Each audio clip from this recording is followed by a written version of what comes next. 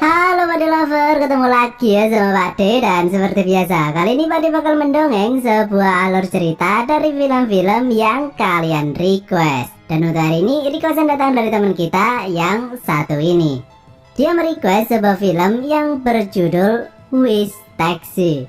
Film ini adalah film drama romance yang menurut Pakde pas waktu pertama kali lihat covernya itu, ini mesti film sejenis fake taksi gitu.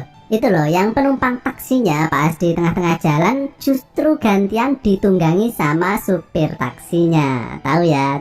Kalau nggak tahu ya, baguslah, berarti kalian masih diselamatkan. Tapi ternyata bukan. Film ini memiliki alur cerita yang lumayan dan memiliki pesan moral yang bagus loh. Pokoknya nonton aja lah sampai habis ya. Oke? Langsung saja kita masuk ke video. Silahkan klik dulu tombol subscribe-nya, klik kalau sudah. Silahkan duduk yang manis, jajar yang rapi, siapkan pelumas, driver ojol, Siskae, dan Pade. Puter intro nih Pade.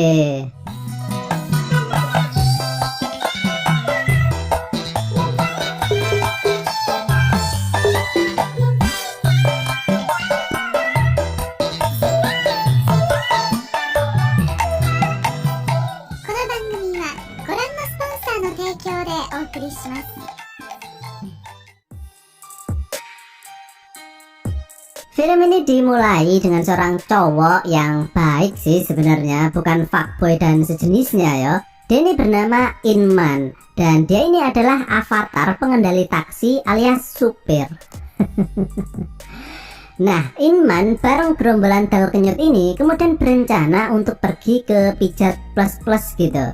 Namun karena Inman ini kismin ya, alias nggak punya duit, kemudian dia pun nggak mau ikut. Dan sebagai pelampiasannya, dia nonton JAV aja di HP-nya sambil mengamplas batangnya. Tapi tiba-tiba bosnya nelpon loh, sehingga imajinasi tingkat tingginya itu tadi buyar. Bosnya menyuruh Inman untuk menjemput klien penting katanya. Dan sambil ngomel-ngomel sendiri, Inman pun berangkat ke tempat yang dimaksud. Dan film ini pun dimulai. Bukan fake taksi. Setelah sampai di tempat tujuan, terlihat seorang kakek legend bareng dengan seorang cewek. Kalau kalian mengikuti channel Pakde, pasti sudah tahu ya, mbak yang satu ini sering banget Pakde bahas ya. Dia ini adalah Kim Sun Young dan di film ini dia bernama Jiun. Dia ini adalah seorang cewek panggilan. Nah, tapi Inman ini baru sadar kalau Jiun ini adalah cewek yang pernah kuliah di tempat yang sama dengannya dulu. Seorang cewek yang paling cantik dan paling pinter di kuliahannya dulu. Namun Jiun ini nggak kenal ya dengan Inman. Dan di sepanjang perjalanan, Inman melalui kaca spionnya mencuri-curi pandang ke Jiun. Dan nampak wajah Jiun ini terlihat sedih ya. Sesampainya di hotel, mereka pun masuk dan Inman disuruh menunggu di bawah. Beberapa menit kemudian, Jiun pun selesai melakukan pekerjaannya dan hendak menuju pulang. Dan di sepanjang perjalanan, entah kenapa tiba-tiba Jiun ini curhat ke Inman. Jiun mengatakan bahwa dirinya terlahir di keluarga yang miskin dan orang tuanya bilang agar kuliah yang tinggi biar hidupnya nanti bisa lebih baik dari mereka. Tapi kenyataannya nggak kayak gitu. Akibat menguliahkan Jiun, kemudian Jiun dan keluarganya justru terlilit hutang. Jiun tentu saja berusaha melunasi hutang tersebut dengan bekerja secara benar, namun semua itu nggak bisa mencukupinya sehingga ia pun terpaksa bekerja seperti saat ini. Merasa tidak kuat lagi menjalani hidupnya, Jiun pun kemudian berkata bahwa dia ingin melakukan bunuh diri. Sementara itu, Inman yang sebenarnya suka ke Jiun sejak dia kuliah dulu, kemudian asal ngomong aja, asal nyeplos gitu, bahwa dia juga pengen mati dan dia memiliki sebuah klub bunuh diri. Jadi matinya bareng-bareng gitu. Tertarik dengan hal tersebut, Jiun kemudian memberikan nomor HP-nya dan mengatakan untuk menghubunginya jika mereka nanti melakukan pertemuan di klub tersebut. Nah, akibat mulutnya yang asalnya plos tadi, kini Inman terpaksa mengikuti permainan tersebut. karena mungkin ini satu-satunya kesempatan agar dia bisa bertemu lagi dengan Jiun. Inman pun segera membuat blog yang isinya itu undangan kepada semua orang yang pengen melakukan bunuh Dirman. Dan untuk menarik minat orang-orang tersebut, kemudian Inman mengatakan bahwa dia akan mengabulkan permintaan mereka semua sebelum bunuh Dirman. Dan lagi-lagi Inman ini asal aja ya bikin iklan. Keesokan malamnya, Inman menunggu orang-orang tersebut di tempat yang sudah ditentukan dan mulailah muncul orang-orang yang tertarik melakukan bunuh Dirman. Dimulai dengan seorang cewek yang periang banget, gak ada indikasi apapun yang menunjukkan dia ini punya masalah berat ya. Dia ini bernama Harry. Kemudian disusul dengan Jiun dan terakhir adalah Chohee. Mereka pun ngumpul sambil minum-minum beras kentur dan di sini mereka mengatakan alasan masing-masing kenapa mereka ingin mati. Dimulai dari Harry, dia ini pengen mati karena dia jatuh cinta sama cowok yang berjanji akan menikahinya, tapi kenyataannya dia justru ditinggal dan akan menikah dengan cewek lain. Sementara itu alasan Jiun sudah kita bahas di awal tadi ya. Nah, dari keempat orang ini terlihat Chohee lah yang mengalami depresi paling berat dan dia tidak mau mengatakan alasannya tersebut. Sementara itu, Inman ini ngarang aja ya kenapa dia pengen mati, karena sebenarnya dia nggak pengen mati toh. Dia ini cuma asal-asalan aja bikin klub ini. Dan mereka semua tertarik bergabung karena tergiur akan janji bahwa permintaan terakhir mereka akan dikabulkan, yang merupakan asal mula judul film ini, yaitu Wish Taxi, yang berarti taksi atau supir taksi yang bakal mengabulkan permintaan. Mereka pun mengatakan permintaan mereka masing-masing. Jiun ingin merasakan gimana rasanya menjadi orang kaya yang bisa makan dan belanja sepuasnya. Kemudian Inman secara ceplas-ceplos mengatakan bahwa dia pengen bisa menggenjot banyak cewek sebelum meninggal. Pak D juga pengen kalau kayak gitu.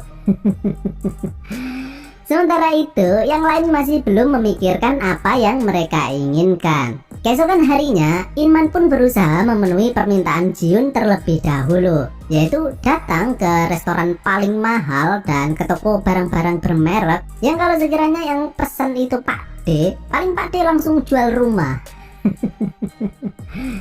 Nah, terus gimana cara Inman membayarnya? Wong dia ini kan orang miskin toh.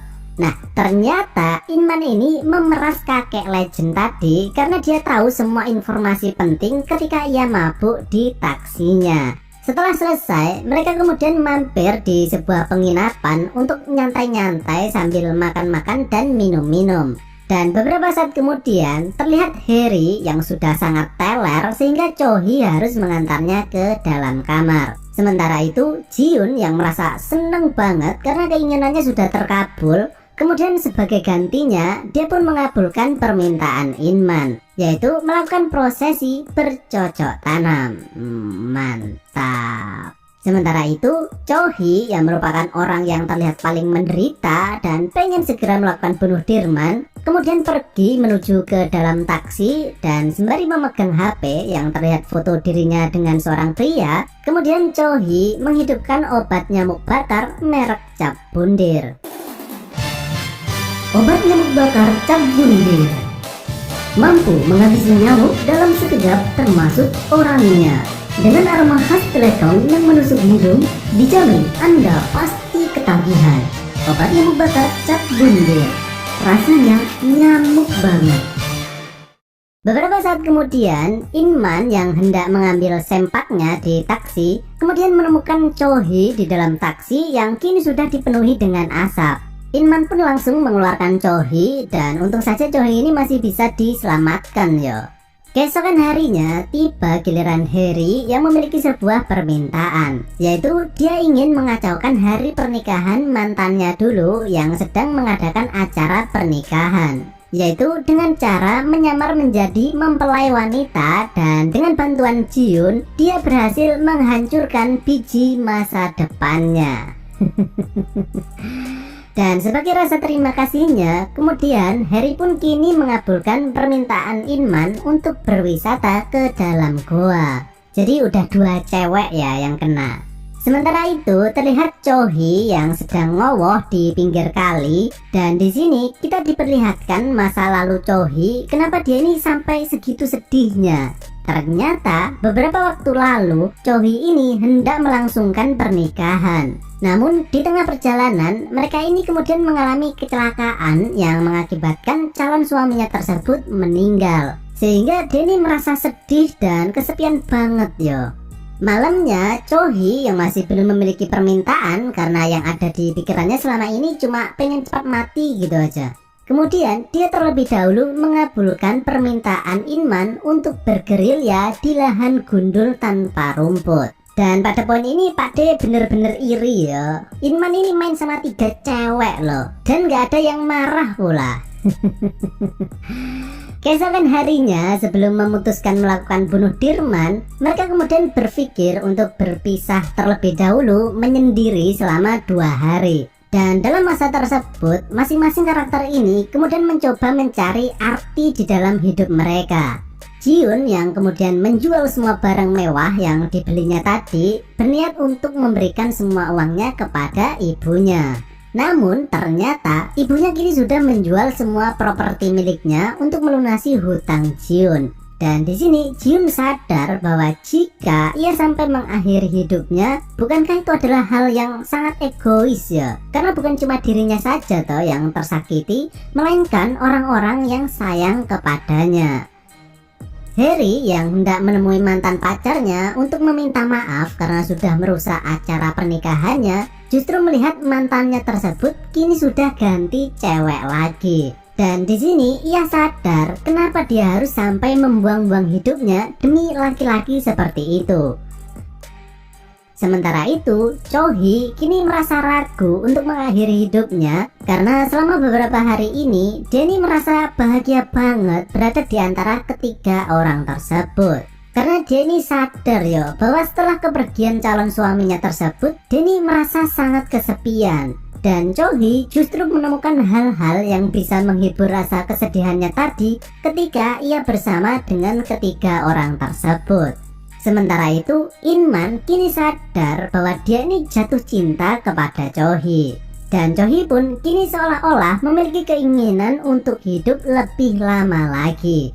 Dan disinilah masalah pun kemudian muncul. Terjadi cekcok antara mereka berempat, di mana Inman ini berusaha mencegah agar mereka semua tidak jadi mengakhiri hidup mereka. Namun rasa ragu masih menyelimuti keputusan mereka. Hingga akhirnya karena mereka ribut sendiri, Inman gak fokus mengendarai taksinya, yang kemudian menyebabkan taksi mereka disosor seekor truk.